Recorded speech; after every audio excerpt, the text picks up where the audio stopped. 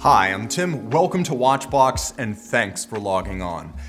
There's a big three at Rolex. You've got the Daytona, you've got the Sub, and you've got the GMT Master II. But of the big three, only the GMT gives you 1, 2, 3 time zones the fun. It's the Rolex GMT Master II Pepsi. This is the collector's take.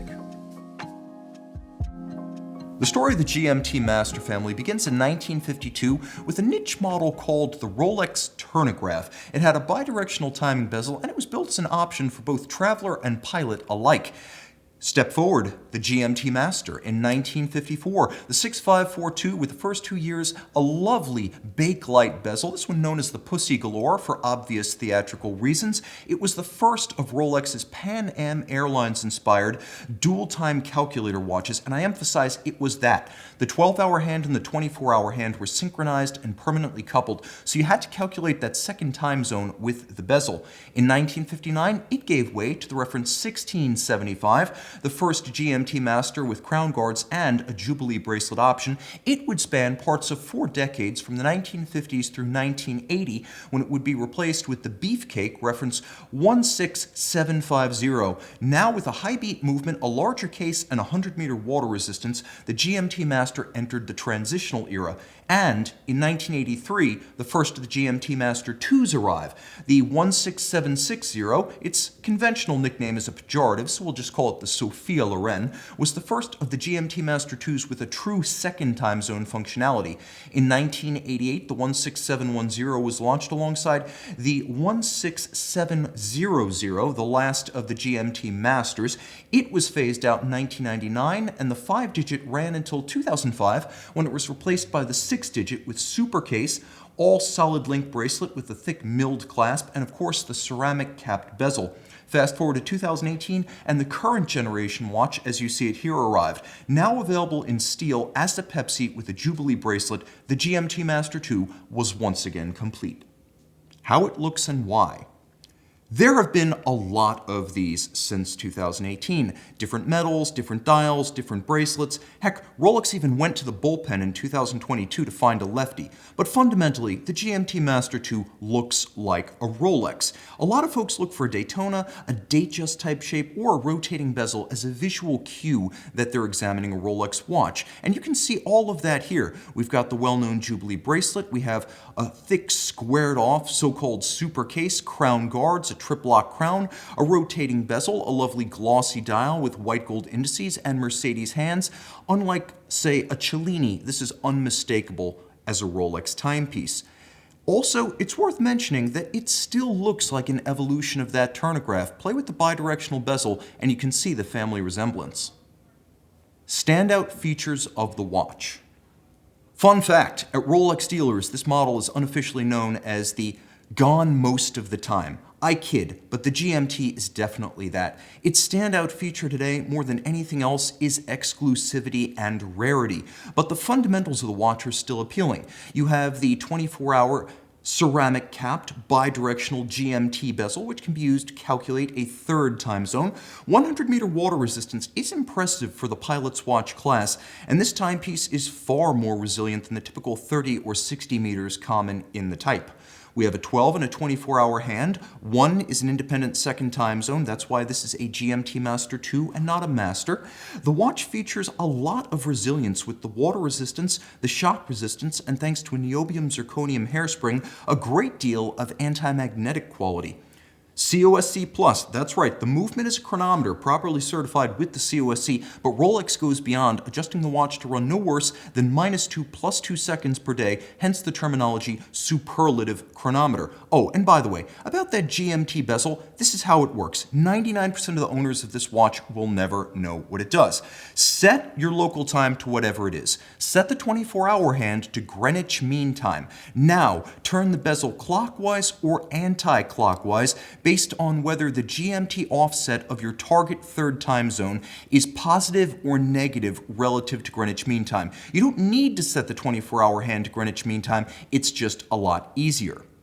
Let's take a quick look at the box and papers, but don't get excited. You know how in hockey they have that little pen for misbehaving players? Well, Rolex has its own penalty box, and rest assured, it is no fun. Right here we have an outer sleeve, we have an inner box, in beige with a little crown on the top. We have an inner green box with a Rolex seabed wave and a golden crown on the top. Pop it open. A few things to note. We have two hang tags. One has the reference and the serial number on it. The other in green plastic is your superlative chronometer tag. We have a removable cushion and a little hidden compartment in the lid. Again, don't get excited. There's a little pleather wallet. Pull out the warranty card. This is new for 2020. Important to note is that it is incredibly difficult to counterfeit. Hold it up to the crystal of your iPhone and it will actually call up the Rolex website. Take a look real quick at the warranty book, Worldwide Service Centers. On page 2, it includes a number of cities in which I would be frankly terrified to wear such an expensive watch. We also have a lovely little instruction manual. On page 22, Rolex breaks my heart. Apparently you need to rinse this watch after exposure to seawater. So much for 904L steel. Now turn to the last page.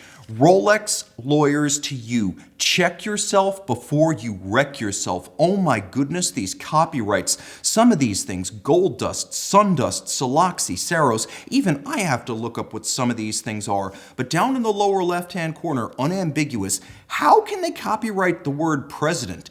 That's a shot across the bow to every military commander-in-chief. Rolex says all your base are belong to us. Who it fits and why? Well, who it fits, first of all, rich people, especially if you bought the Lefty back in May. They were going for over $50,000 back then, half that now. All the same, it's worth waiting in your dealer. 1 year, 2 years, who knows? But if you can buy this watch as you see it here for $10,750, well bought. I should also mention that both lefty and righty wear ambidextrously. A lot of folks think that they have specific crown sides so they'll fit different people. Either one can be worn on either wrist, but that wrist should be at least 14 centimeters in circumference to ride. By the way, if you're wondering where I got this weird, oversized, beefy, hairy wrist, that's Sean. He says hi. Who should consider this watch? Well, big three collectors. I kind of showed my hand early on, but if you've already got a Submariner and a Daytona, complete the set with the GMT Master II. Are you the CEO of Rolex? Jean-Frédéric Dufour, CEO of Rolex since 2014, is said to be partial to the GMT Master family. Maybe that's why we have so many different versions.